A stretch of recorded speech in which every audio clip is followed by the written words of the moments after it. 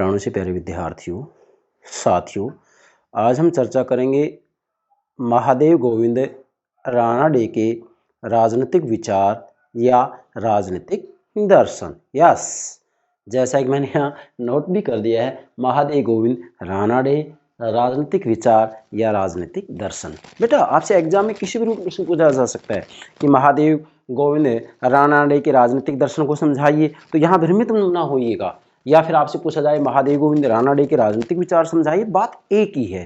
ठीक है बेटा, तो आज का टॉपिक क्या है? महादेव गोविंद रानडे के राजनीतिक विचार या राजनीतिक दर्शन। यस, महादेव गोविंद रानडे का जीवन परिचय,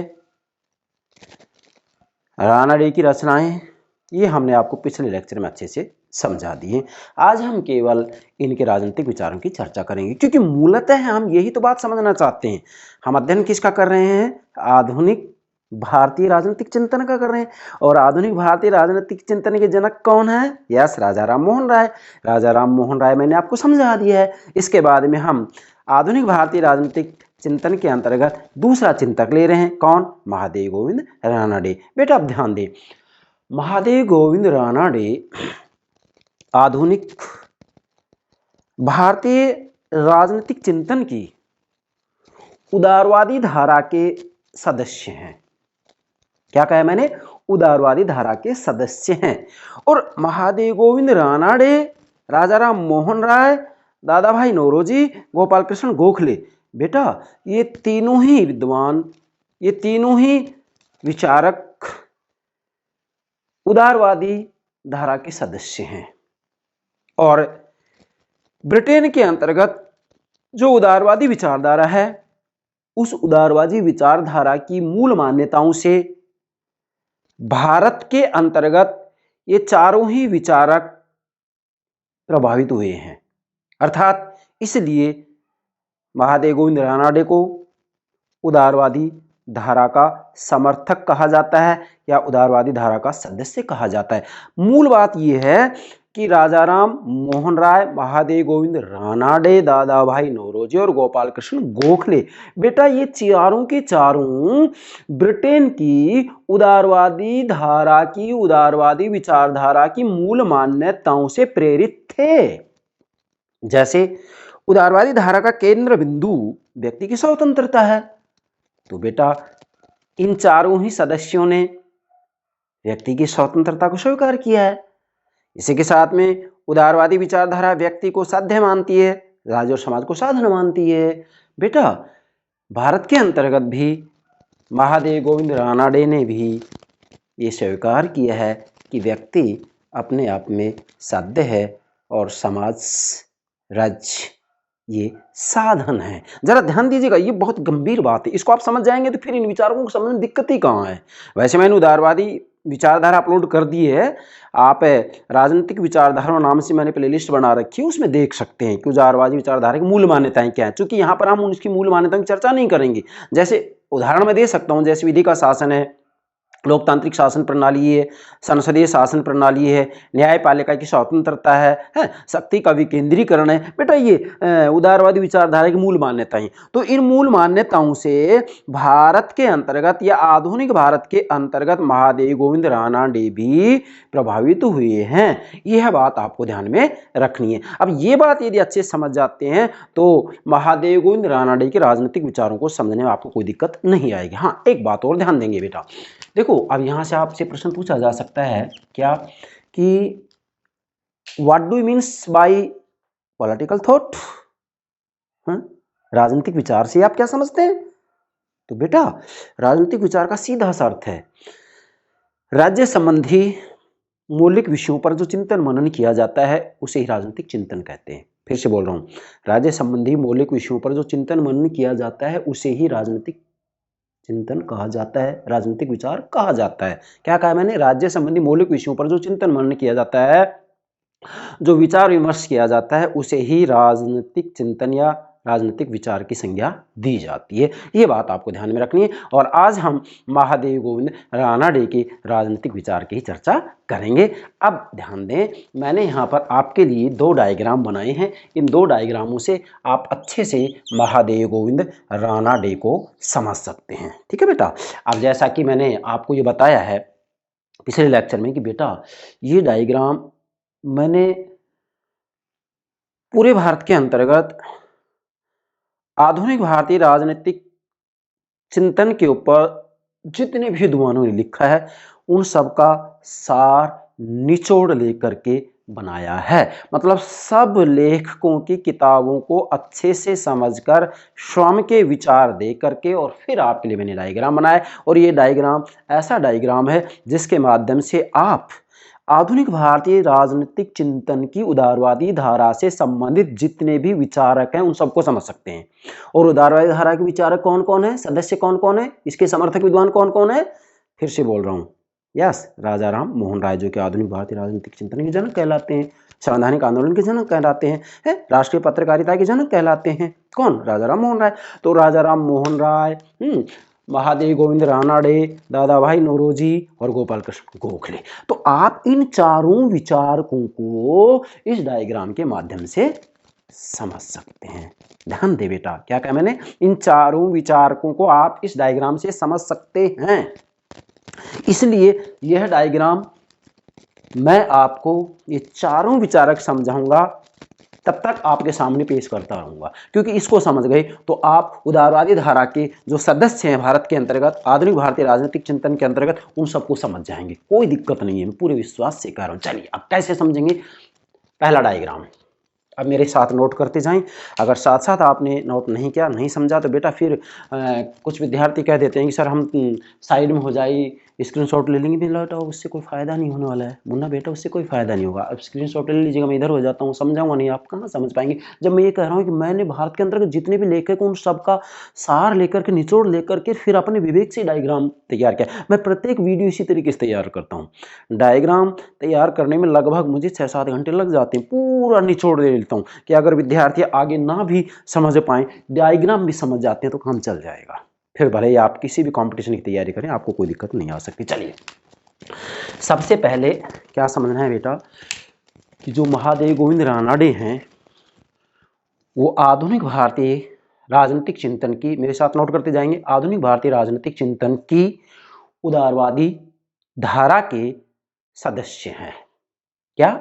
महादेव गोविंद रानाडे आधुनिक भारतीय राजनीतिक चिंतन के अंतर्गत जो विभिन्न विचारधाराएं हैं, जैसे उदारवादी धारा है, समाजवादी धारा है, मानवतावादी धारा है, संप्रदायवादी धारा है, उग्र राष्ट्रवादी धारा है, दुनिया भर की धाराएं हैं। तो इनमें से जो महादेव गोविंद रानाडे हैं वो उदारवादी धारा के समर्थक हैं। मतलब आधुनिक भारतीय राजनीतिक चिंतन के अंतर्गत महादेव गोविंद रानाडे उदारवादी धारा के सदस्य हैं, उदारवादी धारा के प्रतिनिधि सदस्य हैं, उदारवादी धारा के महत्वपूर्ण सदस्य हैं। ठीक है, तो मैंने नोट किया यहाँ उदारवादी धारा के सदस्य हैं कौन? महादेव गोविंद रानाडे। अब इसके साथ में उदारवादी धारा के अन्य सदस्य कौन है? राजा राम मोहन राय हैं। जैसा कि मैंने यहाँ बता दिया था आपको पहले, दादा भाई नौरोजी हैं, महादेव गोविंद रानाडे का चर्चा कर रहे हैं, और गोपाल कृष्ण गोखले हैं। और गोपाल कृष्ण जो गोखले हैं, गोपाल कृष्ण गोखले हैं वो बेटा आधुनिक भारतीय राजनीतिक चिंतन की उदारवादी धारा के नेता हैं। नोट करेंगे, गोपाल कृष्ण गोखले उदारवादी धारा के नेता हैं, इन्होंने नेतृत्व किया है। तो आपसे एग्जाम में ऐसे भी प्रश्न पूछा जा सकता है कि आधुनिक भारतीय राजनीतिक चिंतन के अंतर्गत उदारवादी धारा या उदार राष्ट्रवादी धारा का नेतृत्व किसने किया? गोपाल कृष्ण गोखले ने किया है। ठीक है बेटा। अब चलिए इसके बाद में इधर आइए, इसको हम बाद में लेंगे, इधर आइएगा बेटा। भारत के अंतर्गत जो महादेव गोविंद रानाडे हैं, चूंकि आज हम इसका राजनीतिक विचार समझेंगे, तो इधर आए। सबसे पहले आप ब्रिटिश उदारवाद की मान्यताओं से प्रेरित थे। मतलब महादेव गोविंद रानाडे ब्रिटिश उदारवाद की विचारधारा की जो मान्यताएं हैं उससे प्रेरित थे, प्रभावित थे। मतलब ब्रिटेन के अंतर्गत जो उदारवादी विचारधारा है उस उदारवादी विचारधारा से महादेव गोविंद रानडे प्रभावित हुए। और न केवल महादेव गोविंद रानडे बल्कि ब्रिटेन की उदारवादी विचारधारा से राजा राम मोहन राय, दादा भाई नौरोजी और गोपाल कृष्ण गोखले भी प्रभावित हुए हैं। इसलिए मैंने यहाँ चारों का नाम लिखा है। डायग्राम मीन्स चारों विचारकों को आप इससे समझ सकते हैं। फिर मैंने आगे लिखा है कि जो बेटा ब्रिटेन की उदारवादी विचारधारा है, इस विचारधारा का केंद्र बिंदु व्यक्ति की स्वतंत्रता है। अब व्यक्ति की स्वतंत्रता है तो व्यक्ति की स्वतंत्रता की बात को आधुनिक भारतीय राजनीतिक चिंतन के अंतर्गत उदारवादी धारा के चारों सदस्य स्वीकार करते हैं। ब्रिटेन की उदारवादी विचारधारा व्यक्ति को साध्य मानती है, समाज को, राज्य को साधन मानती है। उदारवादी धारा के चारों सदस्यों ने इस बात को स्वीकार किया है। इन्होंने भी व्यक्ति को साध्य और समाज, राज्य को साधन माना है। अर्थात महादेव गोविंद रानडे ने भी व्यक्ति को साध्य माना है, समाज को साधन माना है। इसका मतलब ये है कि महादेव गोविंद रानडे स्पष्ट रूप में कह रहे हैं कि व्यक्ति और समाज की जब तुलना की बात आए तो व्यक्ति को प्रमुख स्थान दिया जाए, प्रथम स्थान दिया जाए, जबकि समाज को गौण स्थान दिया जाए। और महादेव गोविंद रानडे के समय में, राजा राम मोहन राय के समय में, दादा भाई नौरोजी के समय में, गोपाल कृष्ण गोखले के समय में समाज को प्रमुख माना जा रहा था और व्यक्ति को गौण स्थान दिया जा रहा था। इसलिए उस समय विभिन्न प्रकार की कुरीतियां प्रचलित थी। दहेज प्रथा, सती प्रथा, बलि प्रथा, बहुपत्नी प्रथा, पर्दा प्रथा, अनेक कुरीतियां थी। तो इन कुरीतियों से स्पष्ट होता है कि उस समय व्यक्ति को साधन माना जा रहा था, जबकि समाज को साध्य माना जा रहा था। और इन्होंने ये बात कही ब्रिटिश उदारवाद से प्रेरित होकर कि ये बात गलत है, व्यक्ति अपने आप में साध्य है, समाज साधन है। इसलिए अगर इन कुरीतियों से, इन प्रथाओं से, परंपराओं से, रूढ़ियों से व्यक्ति का अहित हो रहा है तो ऐसी प्रथाओं को, परंपराओं को समाप्त किया जाना चाहिए। किससे सीखा? ब्रिटिश उदारवादी विचारधारा से। इसलिए नोट करेंगे महादेव गोविंद रानडे ने स्पष्ट कर दिया कि व्यक्ति अपने आप में साध्य है, जबकि समाज और राज्य साधन है। व्यक्ति अपने आप में साध्य, इसका क्या मतलब है कि देखो, अगर हम प्राचीन यूरोप की बात करते हैं तो प्रोटोगोरस ने सबसे पहले यह बात कही थी कि व्यक्ति ही, मनुष्य ही प्रत्येक वस्तु का मापदंड है। मतलब प्रथा हो, परंपरा हो, कानून हो, रीति रिवाज हो, ये सब का मापदंड केवल मनुष्य है, व्यक्ति है। अगर व्यक्ति का अहित होता है, व्यक्ति को दुख मिलता है, व्यक्ति को पीड़ा मिलती है, तो ऐसी प्रथा, परंपरा, रूढ़ि, कानून को समाप्त किया जा सकता है, लेकिन व्यक्ति का हित स्वीकार नहीं किया जाएगा। इस बात को महादेव गोविंद रानडे ने भी स्वीकार किया। इसी का मतलब है व्यक्ति अपने आप में साध्य। और मैं और कहूंगा यहाँ बेटा, इमैनुअल कांट ने भी बात कही है कि व्यक्ति होने के नाते ही अपने आप में सम्मान के योग्य, व्यक्ति होने के नाते गरिमा से संपन्न है, इसे किसी भी सांसारिक साधन से नहीं तोला जा सकता। इसका मतलब व्यक्ति होने के नाते सम्मान के योग्य, इसको आप किसी भी रूप में प्रथा, परंपरा, रूढ़ि, धन, जाति, वर्ण, इसे नहीं तोड़ सकते। मनुष्य है, मनुष्य होने के नाते सम्मान के योग्य है। बस ये आपको ध्यान रखना है। और मैं तो ये कहूँगा मेरे प्राणों से प्यारे विद्यार्थियों, आज भी हमें ये बात ध्यान में रखनी है और राजनीति विज्ञान के विद्यार्थियों को ये बात अच्छे से समझ लेनी है कि व्यक्ति, मनुष्य अपने आप में साध्य, ये किसी का साधन नहीं है।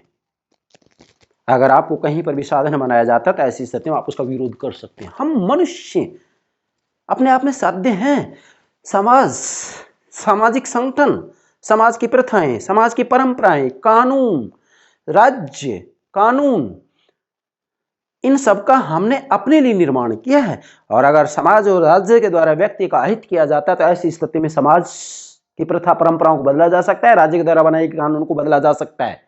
ये बात इन्होंने ब्रिटिश उदारवादी विचारधारा से स्वीकार की है। ठीक है, तो ब्रिटिश उदारवादी विचारधारा व्यक्ति को साध्य मानती है, समाज को, राज्य को साधन मानती है। महादेव गोविंद रानडे ने भी ये बात स्वीकार की। इसका मतलब यहाँ पर जो ये व्यक्ति साध्य है, समाज साधन है, इस बात को उदारवादी धारा के ये चारों सदस्य स्वीकार करते हैं। क्या कहा मैंने? चारों सदस्य स्वीकार करते हैं कि व्यक्ति साध्य है, समाज साधन है। नोट समझ में आ गया? आगे बढ़ते हैं। अब जो ब्रिटेन की उदारवादी विचारधारा है, इसकी जो मूल मान्यता थी, इस मूल मान्यताओं से आधुनिक भारतीय राजनीतिक चिंतन की उदारवादी धारा के सभी सदस्य प्रभावित होते हैं। अब प्रभावित होते हैं तो ये क्या कह रहे हैं कि किसी समाज में व्यक्ति को आत्मनिर्णय के लिए जितनी स्वतंत्रता प्राप्त होगी वह समाज उतनी ही प्रगति कर पाएगा। मतलब यहाँ क्या कह रहे हैं, कौन, महादेव गोविंद रानडे, इसके साथ में राजा राम मोहन राय, दादा भाई नौरोजी और गोपाल कृष्ण गोखले, चारों ही ये बात स्वीकार कर रहे हैं क्या, कि किसी समाज में, किसी समाज का मतलब कोई भी समाज हो, किसी समाज में व्यक्ति को आत्मनिर्णय के लिए जितनी स्वतंत्रता, बेटा उदारवादी विचारधारा का केंद्र बिंदु क्या है, व्यक्ति की स्वतंत्रता है, तो स्वतंत्रता की बात यहाँ की जा रही है। किसी समाज में व्यक्ति को आत्मनिर्णय के लिए जितनी स्वतंत्रता प्राप्त होगी वह समाज उतनी ही प्रगति कर पाएगा। तो यहाँ वास्तव में ये जो ब्रिटिश उदारवादी विचारधारा है, इस ब्रिटिश उदारवादी विचारधारा का जो मूल सूत्र है वो यही है कि किसी भी समाज में व्यक्ति को आत्मनिर्णय के लिए जितनी स्वतंत्रता प्राप्त होगी वह समाज उतनी ही प्रगति कर पाएगा। ये विचारधारा ये बात कहती है, और इसी विचारधारा की इस बात को, इस मान्यता को, इस सूत्र को आधुनिक भारतीय राजनीतिक चिंतन की उदारवादी धारा के जो ये चारों समर्थक हैं, चारों सदस्य हैं, इन्होंने भी स्वीकार किया है। और इसके बाद हम जब ये बात ये कह देते हैं तो इसका प्रभाव इधर पड़ता है क्या, इसका निष्कर्ष निकलता है कि संपूर्ण सामाजिक संगठन को ऐसे नए रूप में ढालने की वकालत की जिसमें व्यक्ति की स्वतंत्रता और आत्मनिर्णय की ज्यादा से ज्यादा गुंजाइश हो। इसका मतलब अब इस बात की अभिव्यक्ति इस रूप में होती है, या इधर मैं ये कहूंगा कि स्वयं जो राजा राम मोहन राय हैं, दादा भाई नौरोजी हैं, महादेव गोविंद रानडे हैं, गोपाल कृष्ण गोखले हैं, ये कह रहे हैं, मतलब इन चारों के विचारों का सूत्र ये है कि इनका कहना है कि संपूर्ण सामाजिक संगठन को ऐसे नए रूप में ढालने की वकालत की इन्होंने, चारों ने ही, जिसमें व्यक्ति की स्वतंत्रता, मूल बात आ गई, व्यक्ति की स्वतंत्रता की बात की जा रही है, यहाँ व्यक्ति की स्वतंत्रता, यहाँ व्यक्ति की स्वतंत्रता, यहाँ व्यक्ति की स्वतंत्रता की बात आ रही है। इसलिए मैंने कहा है उदारवादी विचारधारा केंद्र बिंदु व्यक्ति की स्वतंत्रता है। इस बात को आधुनिक भारतीय राजनीतिक चिंतन के अंतर्गत उदारवादी धारा के सदस्यों ने भी स्वीकार किया है। तो संपूर्ण सामाजिक संगठन को ऐसे नए रूप में ढालने की वकालत की जिसमें व्यक्ति की स्वतंत्रता और आत्मनिर्णय की ज्यादा से ज्यादा गुंजाइश हो। मतलब उदारवादी धारा के चारों सदस्य इस बात को स्वीकार कर रहे हैं कि संपूर्ण सामाजिक संगठन को इस रूप में ढाला जाए जिससे कि क्या, व्यक्ति को ज्यादा से ज्यादा स्वतंत्रता प्राप्त हो और आत्मनिर्णय की ज्यादा से ज्यादा गुंजाइश हो। इसीलिए इन चारों ने ही समाज व्यवस्था के अंतर्गत जितनी भी कुरीतियां हैं उन सब कुरीतियों का विरोध किया, क्योंकि वो कुरीतियां व्यक्ति को साधन बना रही थी जबकि समाज को साध्य बना रही हैं। और ये चारों के चारों ब्रिटिश उदारवादी विचारधारा से प्रेरित थे, इसलिए उन्होंने कह दिया कि ये व्यक्ति को क्या बना रही हैं, यह साधन, जबकि व्यक्ति अपने आप में साध्य है और समाज साधन है। इसलिए इन्होंने सब बुराइयों का, सब कुरीतियों का विरोध किया। दहेज प्रथा, सती प्रथा, पर्दा प्रथा, बलि प्रथा, सबका विरोध किया है इन्होंने। तो ये इसका एक सूत्र है। अब यहाँ मैंने तीर का निशान का मतलब यहाँ क्या होगा कि उदारवादी धारा के जो ये सदस्य हैं चारों, ये इस बात को स्वीकार कर रहे हैं, ना केवल महादेव गोविंद रानडे बल्कि चारों के चारों इसको स्वीकार कर रहे हैं। तो बेटा ये आपका डायग्राम है, इससे आप जो है महादेव गोविंद रानडे को भी अच्छे से समझ सकते हैं। अब यहाँ ध्यान देंगे, मैंने सूत्र रूप में यहाँ लिखा है कि उदारवादी धारा के जो ये चारों सदस्य हैं, महादेव गोविंद रानडे भी आ गया उसमें, चारों सदस्य हैं, इनकी विडंबना है एक, मतलब ये एक प्रकार से मैं ये कहूंगा कि एक कमी है इनकी, क्या, कि चारों ये कहते हैं कि ब्रिटिश शासन के माध्यम से स्वतंत्रता प्राप्त हो जाएगी। मतलब ये कह रहे हैं कि ब्रिटिश शासन के माध्यम से स्वतंत्रता प्राप्त हो जाएगी, या ब्रिटिश शासन के माध्यम से स्वतंत्रता का स्वप्न देखते हैं ये चारों के चारों या उदारवादी धारा के जो सदस्य वो ये कहते हैं कि भाई ब्रिटिश शासन के माध्यम से हमें स्वतंत्रता मिल जाएगी। ये एक विडंबना थी, वास्तविक रूप में ऐसा नहीं हुआ। इसके बाद में उदारवादी धारा के बाद में उग्र राष्ट्रवादी धारा आती है और उन्होंने साफ कह दिया कि जो उदारवादी धारा के सदस्य हैं ये तो भीख मांग रहे हैं, और इन्होंने नाम भी दे दिया, क्या नाम दिया था, राजनीतिक भिक्षावर्ती, कि आप तो भीख मांग रहे हैं। तिलक ने साफ कह दिया आप भीख मांग रहे हैं, और भीख मांगने वालों को कभी भीख नहीं मिलती है और उसको मिलनी भी नहीं चाहिए। लोकमान्य बाल गंगाधर तिलक ने ये बात कही है। तो इसका मतलब ये कमी है, ये विडंबना है इसकी। और इसके साथ में इन्होंने ब्रिटिश शासन को ईश्वर की कृपा तक कह दिया, ब्रिटिश शासन को वरदान तक कह दिया कि स्वयं ईश्वर की इच्छा है, स्वयं ईश्वर भारत का कल्याण चाहते हैं, इसलिए उन्होंने भारत को ब्रिटेन के अधीन कर दिया है। यहां तक इन्होंने ये बातें कही हैं। ठीक है, तो ये डायग्राम मैंने बना दिया, इसके माध्यम से आप उदारवादी धारा के चारों सदस्यों को अच्छे समझ सकते हैं। भले ही हम महादेव गोविंद रानडे के आज केवल राजनीतिक विचार ले रहे हैं, लेकिन डायग्राम मैंने इसलिए दिया है कि इससे आप आधुनिक भारतीय राजनीतिक चिंतन के अंतर्गत जो उदारवादी धारा के सदस्य हैं उन सबको समझ सकते हैं। चलिए बेटा, इसके बाद में हम मूल बात पर आते हैं। रानाडे का राजनीतिक दर्शन या महादेव गोविंद रानाडे के राजनीतिक विचार। महादेव गोविंद रानाडे के राजनीतिक विचारों को मैं आपको 6 बिंदुओं के माध्यम से समझाऊंगा। सबसे पहले इसकी पृष्ठभूमि तैयार करेंगे। ये तो मैंने आपको बताया दिया है कि राजनीतिक चिंतन किसे कहा जाता है, राज्य संबंधी मौलिक विषयों पर जो चिंतन मनन किया जाता है उसे ही राजनीतिक चिंतन या राजनीतिक विचार कहा जाता है। ठीक है, अब सबसे पहले इसकी पृष्ठभूमि तैयार करेंगे। पृष्ठभूमि में क्या तैयार करना है आपको, देखो बेटा, मैंने यह लिखा है सरकारी नौकरी या सरकारी नौकरशाही के अंग थे। क्या सरकारी नौकरशाही के अंग थे, क्या मतलब हुआ, पृष्ठभूमि तैयार करें जा। जो महादेव गोविंद रानाडे थे वो वास्तविक रूप में सरकारी नौकरशाही के अंग थे। मतलब महादेव गोविंद रानाडे वास्तविक रूप में उस समय सरकारी कर्मचारी थे। और बेटा ये जब सरकारी कर्मचारी थे या सरकारी नौकरशाही के अंग थे तो ऐसी स्थिति के अंतर्गत दादा भाई नौरोजी के बारे में रानाडे ने खुल्लम खुल्ला कह दिया था। रानाडे ने खुल्लम खुल्ला कह दिया था कि मैं दादा भाई का शिष्य हूं। अब उस परिस्थिति में जबकि महादेव गोविंद रानाडे सरकारी कर्मचारी हैं फिर भी खुल्लम खुल्ला ये बात कह रहे हैं कि मैं दादा भाई नौरोजी का शिष्य हूं।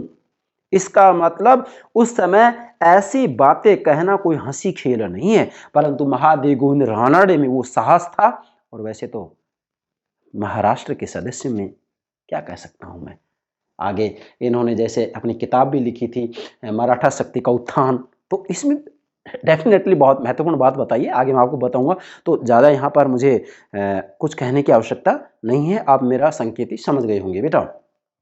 ये सरकारी नौकरशाही के अंग थे और सरकारी नौकरशाही के अंग होते हुए भी इन्होंने स्पष्ट रूप में कह दिया कि मैं दादा भाई का, क्या, दादा भाई नौरोजी का शिष्य हूं। उस परिस्थिति में कह दिया इन्होंने। उस परिस्थिति में बात कहना बड़ा नामुमकिन है, कोई हंसी खेल नहीं है। इसका मतलब ये बात स्पष्ट होगी कि जो महादेव गोविंद रानाडे हैं ये किसी भी रूप में सरकार के प्रेशर में, दबाव में नहीं थे। ये बात अलग उन्होंने कह दिया कि ब्रिटिश शासन के अधीन हमें स्वतंत्रता मिलनी चाहिए, लेकिन इसका मतलब ये नहीं कि वो परतंत्रता को स्वीकार कर रहे थे। नहीं, ब्रिटिश सरकार के द्वारा कोई गलत कानून बनाया जाता था उसका ये विरोध भी करते थे, लेकिन विरोध करने का तरीका शांतिपूर्ण था। इनके जो साधन थे वो संवैधानिक साधन थे, क्रांतिकारी साधन नहीं थे। ये ध्यान रखना है आपको। फिर मैंने यहाँ लिखा है रानाडे के राजनीतिक विचार तत्कालीन कांग्रेस के ही राजनीतिक विचार थे। मतलब महादेव गोविंद रानाडे के जो राजनीतिक विचार हैं उस समय जो भारतीय राष्ट्रीय कांग्रेस की स्थापना एओहुम के द्वारा 1885 में की गई थी, तत्कालीन कांग्रेस के ही जो राजनीतिक विचार थे वही महादेव गोविंद रानाडे के राजनीतिक विचार। और न केवल महादेव गोविंद रानाडे बल्कि वास्तविक रूप में इन सब के विचार तत्कालीन कांग्रेस के ही राजनीतिक विचार थे। बस ये ध्यान रखना है आपको बेटा। भारतीय राष्ट्रीय आंदोलन को हम 3 भागों में विभाजित करते हैं 1885 से। पहला उदार राष्ट्रवादी धारा, फिर उग्र राष्ट्रवादी धारा आती है, उसके बाद में गांधी युग आता है, 1947 में आजादी मिल जाती है। अभी इन तीनों के ऊपर मैं अलग से लेक्चर अपलोड करूंगा, उदार राष्ट्रवादी धारा, उग्र राष्ट्रवादी धारा और गांधी युग, लेकिन यहाँ मैं केवल संकेत दे रहा हूं। फिर मैंने यहाँ लिखा है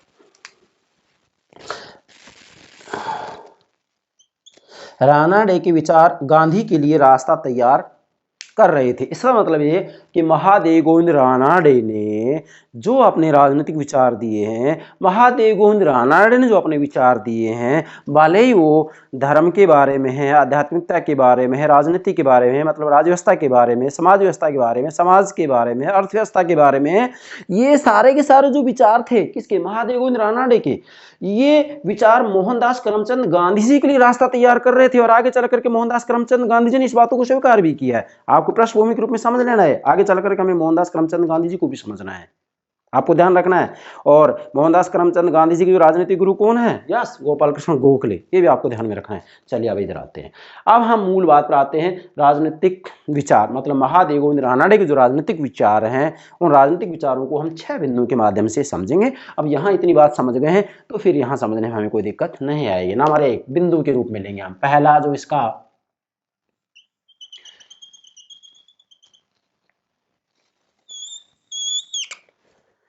बिंदु है, शीर्षक है, वो है मराठा शक्ति का सामाजिक विश्लेषण। पहला बिंदु मतलब महादेव गोविंद रानाडे ने, अब समझे इसको, पहले तो बिंदु नोट करेंगे, मराठा शक्ति का सामाजिक विश्लेषण है। सामाजिक विश्लेषण यस, महादेव गोविंद रानाडे ने अपना एक ग्रंथ लिखा। मैंने आपको पिछले लेक्चर में बता दिया था, इन्होंने महत्वपूर्ण 2 ग्रंथ लिखे हैं। मराठा शक्ति का, जैसे मैंने यहाँ संकेत भी कर दिया, मराठा शक्ति का उत्थान, और दूसरा ग्रंथ होगा भारतीय अर्थशास्त्र पर निबंध। ये 2 महत्वपूर्ण रचनाएं लिखी उन्होंने।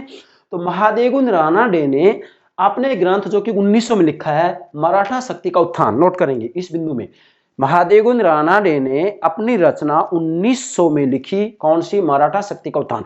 इस मराठा शक्ति के उत्थान में इन्होंने स्पष्ट रूप में कह दिया, क्या कह दिया, कि उस समय अंग्रेजों के द्वारा ये कहा जा रहा था, क्या कहा जा रहा था, कि जो मराठा हैं वो डाकू हैं, लुटेरे हैं, हत्यारे हैं।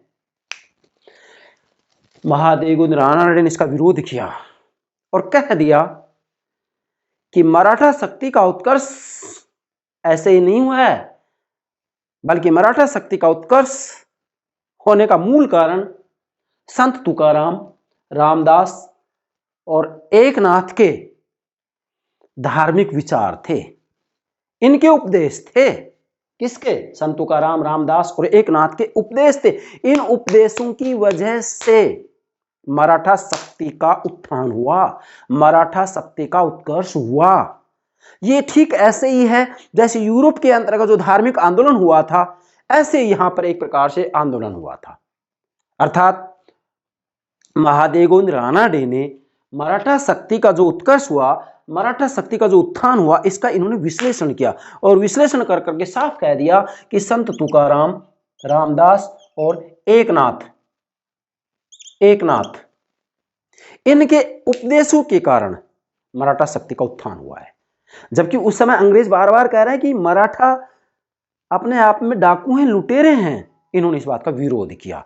तो पहला जो बिंदु है इसको नोट करेंगे। यहां पर ये मैंने लिखा है मराठा शक्ति का उत्थान, मतलब जो महादेव गोविंद रानाडे इन्होंने 1900 में अपना एक ग्रंथ लिखा था, 1900 में अपना ग्रंथ लिखा था मराठा शक्ति का उत्थान। तो मराठा शक्ति के उत्थान में इन्होंने ये बात कही है, ठीक है। तो इन्होंने मराठा शक्ति का सामाजिक विश्लेषण किया। दूसरा है, नोट करो बेटा,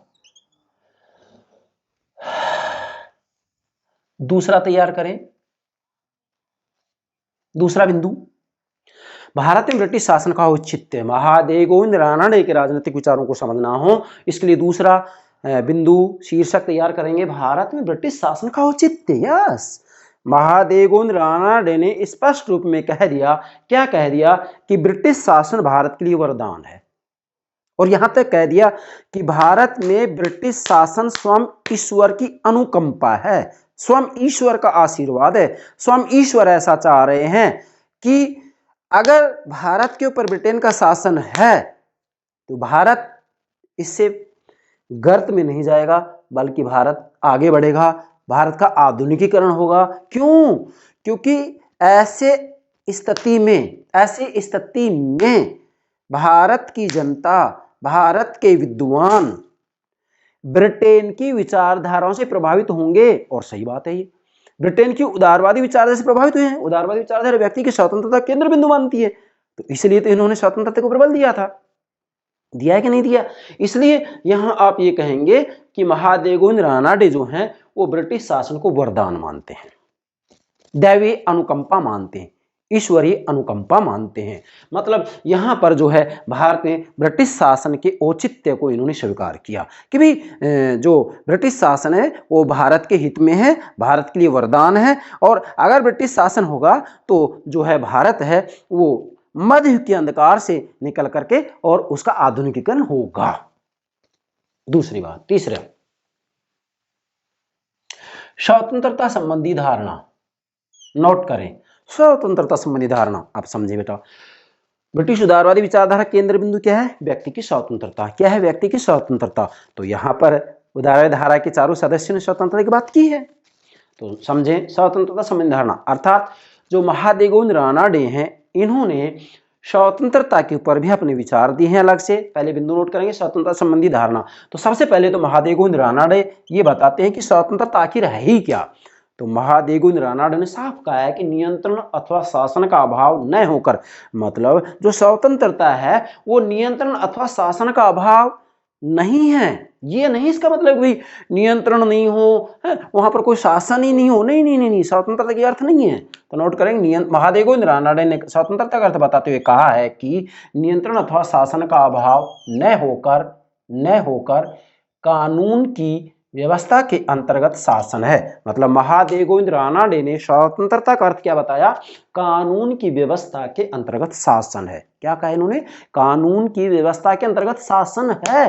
तो ये बात कहां से सीखी इन्होंने? ब्रिटिश उदारवादी विचारधारा से। क्यों? क्योंकि ब्रिटिश उदारवादी विचारधारा विधि के शासन को, कानून के शासन को स्वीकार करती है। तो महादेव गोविंद रानडे ने इस बात को स्वीकार किया, और न केवल महादेव गोविंद रानडे, यस, बल्कि राजा राम मोहन राय, दादा भाई नौरोजी, गोपाल कृष्ण गोखले ने इस बात को स्वीकार किया है। समझे? चलिए आगे बढ़ते हैं। अब जो महादेव गोविंद रानडे हैं, ये ब्रिटेन की उदारवादी विचारधारा की मूल मान्यताओं से प्रभावित होकर, प्रेरित होकर के स्वीकार कर रहे हैं किसको? विधि के शासन को। विधि का शासन उदारवादी विचारधारा की मूल मान्यता है। महादेव गोविंद रानडे भी विधि के शासन को स्वीकार करें, कानून के शासन को स्वीकार करें, किसी व्यक्ति विशेष के शासन को स्वीकार नहीं कर रहे हैं। अब विधि का शासन क्या है? इसके ऊपर मैंने अलग से लेक्चर अपलोड कर दिया है। आप जो है आधुनिक राजनीतिक सिद्धांत के अंतर्गत, पॉलिटिकल थ्योरी के अंतर्गत देख सकते हैं। वहां विधि के शासन पर मैंने बहुत कुछ समझा रखा है। विधि के शासन की बात करते हैं, संसदीय शासन प्रणाली की बात करते हैं, ये कौन? महादेव गोविंद रानडे, यस। जबकि ब्रिटिश उदारवादी जो विचारधारा है, ब्रिटेन के अंतर्गत भी तो ब्रिटिश शासन, हम कहें कि आज वहां पर संसदीय शासन प्रणाली है, पार्लियामेंट्री सिस्टम है। तो ब्रिटिश शासन के अंतर्गत जो मॉडल अपनाया गया है वो संसदीय शासन प्रणाली है। तो भारत में भी संसदीय शासन प्रणाली अपनी गई। अब संसदीय शासन प्रणाली क्या है, इसके ऊपर मैंने लेक्चर अपलोड कर दिया है, आप देख सकते हैं। अध्यक्षात्मक शासन प्रणाली, संसदीय शासन प्रणाली, इन दोनों के ऊपर मैंने व्यापक रूप में वीडियो अपलोड करके लगभग 20 लेक्चर अपलोड कर रखे हैं, आप राजनीतिक सिद्धांत में देख सकते हैं। तो संसदीय शासन प्रणाली की बात कर रहे हैं महादेव गोविंद रानडे भी। और मैं तो कहूंगा कि उदारवादी धारा के चारों जो सदस्य हैं, इन्होंने संसदीय शासन प्रणाली की बात की है, विधि के शासन की बात की है। और भारत में आज संसदीय शासन प्रणाली, भारत जब आजाद हुआ उसके बाद में संविधान बना गया, संसदीय शासन प्रणाली को स्वीकार किया गया। तर्क दिया गया कि संसदीय शासन प्रणाली से भारतीय परिचित है, इसलिए कोई नया प्रयोग नहीं करें और संसदीय शासन प्रणाली को ही अपना लिया जाए। फिर महादेव गोविंद रानडे प्रशासनिक विकेंद्रीकरण की बात करते हैं, अर्थात वास्तव में देखा जाए तो प्रशासनिक विकेंद्रीकरण के ऊपर भी महादेव गोविंद रानडे ने अपनी सहमति दी है। और इसी के साथ में स्वतंत्र न्यायपालिका के पक्ष में भी इन्होंने कहा है। मतलब अपना जो विचार दिया है वह स्वतंत्र न्यायपालिका के पक्ष में दिया कि जो न्यायपालिका है वह स्वतंत्र होनी चाहिए, प्रशासन के दबाव में नहीं होनी चाहिए, कार्यपालिका के दबाव में नहीं होनी चाहिए। तो आधुनिक समय आप देख सकते हैं आज ही भारत के अंतर्गत इसी प्रावधान को स्वीकार किया गया है। यस, ठीक है। चौथा है संवैधानिक तथा शांतिपूर्ण साधनों पर आग्रह। महादेव गोविंद रानडे ने स्पष्ट रूप में कह दिया है कि अगर ब्रिटिश शासन के द्वारा किसी रूप में गलत कानून बनाया जाता है तो हमें क्रांति नहीं करनी है, हमें हिंसा नहीं करना है, हमें उपद्रव नहीं करना है, विद्रोह नहीं करना है, बल्कि हमें तो संवैधानिक साधनों का प्रयोग करना है। ब्रिटिश सरकार के सामने हमें याचिकाएं रखनी है, प्रार्थना पत्र प्रस्तुत करना है, हमें सुझाव देना है, हमें आंदोलन क्रांतिकारी नहीं करना है, हमें कोई हिंसा नहीं करनी है। मतलब महादेव गोविंद रानडे ने ही नहीं बल्कि राजा राम मोहन राय, महादेव गोविंद रानडे के साथ साथ दादा भाई नौरोजी और गोपाल कृष्ण गोखले ने, इन सब ने, मतलब चारों ने ही संवैधानिक तथा शांतिपूर्ण साधनों का आग्रह किया है कि अगर किसी भी रूप में कोई परिवर्तन की बात आती है तो संवैधानिक साधनों का प्रयोग किया जाए, क्रांतिकारी हिंसक साधनों का प्रयोग ना किया जाए। ये आपको ध्यान रखना है। मैं यहाँ पर ये कहना चाहूंगा कि उदारवादी धारा जो है, उदारवादी धारा के जो सदस्य हैं, ये साधनों की बात आती है तो केवल संवैधानिक साधनों की बात करते हैं। और उग्र राष्ट्रवादी धारा के सदस्य जिसका नेतृत्व लोकमान्य बाल गंगाधर तिलक ने किया, साफ कह दिया कि हमने साधन अपनाने के लिए कोई कसम नहीं उठा रखी, प्रतिज्ञा नहीं करे कि हम केवल संवैधानिक साधनों का प्रयोग करेंगे, आवश्यकता हुई तो हम हिंसा का प्रयोग कर सकते हैं। किसने की ये बात? तिलक ने, जबकि यहां पर ऐसी बात नहीं है। ठीक है। पांचवें है भारतीय राष्ट्रवाद संबंधी विचार। नोट करो, भारतीय राष्ट्रवाद संबंधी विचार। बेटा जो महादेव गोविंद रानडे हैं, इनको उदात्त, नोट करेंगे, उदात्त भारतीय राष्ट्रवाद के जनक भी कहा जाता है। क्वेश्चन, उदात्त भारतीय राष्ट्रवाद के जनक कहा जाता है किसको? महादेव गोविंद रानडे को। जनक किसका? उदात्त भारतीय राष्ट्रवाद के जनक है। क्यों? क्योंकि महादेव गोविंद रानडे ने स्पष्ट रूप में कह दिया कि हम किसी एक धर्म विशेष की बात नहीं कर रहे हैं, बल्कि अगर भारत का विकास करना है तो इसके लिए हम किसी वर्ण, जाति, धर्म की बात नहीं करेंगे, बल्कि पूरे भारतीय ही एक हैं। जरा देखिएगा आप, इसलिए इनको उदात्त भारतीय राष्ट्रवाद के जनक माना जाता है। तो राष्ट्रवाद के बारे में इन्होंने पूरे भारत के बारे में एकता की बात की है। और अंतिम छठा है लोकतांत्रिक शासन में आस्था। नोट करें, लोकतांत्रिक शासन में आस्था। महादेव गोविंद रानडे ने लोकतांत्रिक शासन में अपना विश्वास जताया है कि शासन प्रणाली हो तो लोकतांत्रिक हो, और लोकतांत्रिक शासन प्रणाली अपना विश्वास जताया तो इसके लिए उन्होंने साफ कह दिया कि भी शक्ति का विकेंद्रीकरण हो, मतलब शक्ति के विकेंद्रीकरण में इनका विश्वास था। इनका कहना था कि केंद्रीय सरकार, केंद्रीय शासन स्थानीय शासन के ऊपर अपना शिकंजा ना कसे, बल्कि उनको स्वतंत्रता मिले, वो अपनी समस्याओं के अनुरूप अपना डिसीजन ले सके, निर्णय ले सकें। इस बात के बारे में महादेव गोविंद रानडे ने अपनी सहमति दी है। ऐसे ही हम ये कह सकते हैं कि आधुनिक समय में, मतलब 1947 जब भारत आजाद हो, उसके बाद हमारा संविधान बना, तो हमारे संविधान के अंतर्गत इन सब बातों को स्वीकार किया गया है। तो मैं तो ये कहूंगा कि भारत के विद्यार्थियों को यदि भारत के संविधान को समझना हो तो भारत के राजनीतिक चिंतन को समझ लो।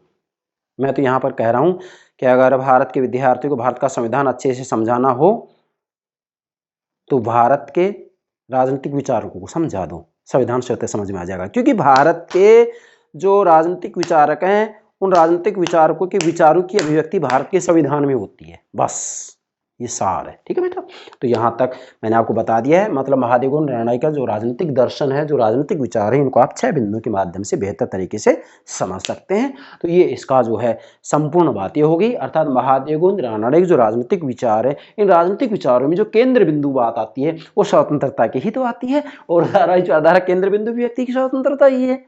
इसलिए ध्यान देंगे, यहाँ महादेव गोविंद रानडे ने भी व्यक्ति को साध्य माना है, समाज और राज्य को साधन माना है। ठीक है, और फिर मैंने यहाँ लिखा है ग्रंथ नंबर 2, मतलब महादेव गोविंद रानडे ने अपने 2 ग्रंथ महत्वपूर्ण रूप में लिखे। पहला ग्रंथ मराठा शक्ति का उत्थान, और दूसरा जो ग्रंथ है वह है भारतीय अर्थशास्त्र पर निबंध। भारतीय अर्थशास्त्र पर निबंध के अंतर्गत महादेव गोविंद रानडे ने ये बताया है, क्या बताया है कि जो कृषि व्यवस्था है, जो कृषि की पद्धति है, उसके कारण भारत गरीब बना हुआ है। इसलिए महादेव गोविंद रानडे कह रहे हैं कि या तो औद्योगिकीकरण करो या नष्ट हो जाओ, क्योंकि भारत की गरीबी का मूल कारण कृषि की पद्धति है, इसलिए औद्योगिकीकरण की बात कर रहे हैं। मैं तो ये कहूंगा कि महादेव गोविंद रानडे के दर्शन का जो मूल मंत्र है वो यही है, या तो औद्योगिकीकरण या नष्ट हो जाओ, मतलब या तो औद्योगिकीकरण करो या नष्ट हो जाओ। आप नोट कर सकते हैं यहाँ महादेव गोविंद रानडे के दर्शन का मूल मंत्र, नोट करें, मूल मंत्र, या तो औद्योगिकीकरण करो या नष्ट हो जाओ। तो इस बात की चर्चा इन्होंने अपने इस ग्रंथ में की है, भारतीय अर्थशास्त्र पर निबंध में। और मराठा शक्ति के उत्थान के अंतर्गत इन्होंने ये बात कही है कि भाई महाराष्ट्र के अंतर्गत जो मराठा शक्ति है, उस मराठा शक्ति का जो उत्कर्ष हुआ है, जिसमें एकजुटता हुई है, उसका मूल कारण क्या है? संत तुकाराम, रामदास और एकनाथ के उपदेश। इन उपदेशों से प्रभावित होकर के वहां मराठा शक्ति का उत्कर्ष उत्थान हुआ है। और ये अंग्रेजों के द्वारा जो आरोप लगाया जा रहा था कि जो मराठा हैं वो लुटेरे हैं, डाकू हैं, इसको इन्होंने स्वीकार नहीं किया कि ये जो मराठा हैं लुटेरे नहीं, डाकू नहीं है, बल्कि वास्तविक रूप में ये तो देश हित में कार्य कर रहे हैं। और ये बात पूर्णतः सत्य है, इसमें कोई संदेह नहीं है। ये हो गया आज का हमारा लेक्चर, महादेव गोविंद रानडे का राजनीतिक दर्शन या राजनीतिक विचार। मुझे विश्वास है आप महादेव गोविंद रानडे की ये जो राजनीतिक विचार है इनको अच्छे से समझ गए होंगे। पीछे मैंने जो डायग्राम बताए हैं इनको भी आप अच्छे से समझ गए होंगे। यस बेटा, okay, thank you very much, thank you very much.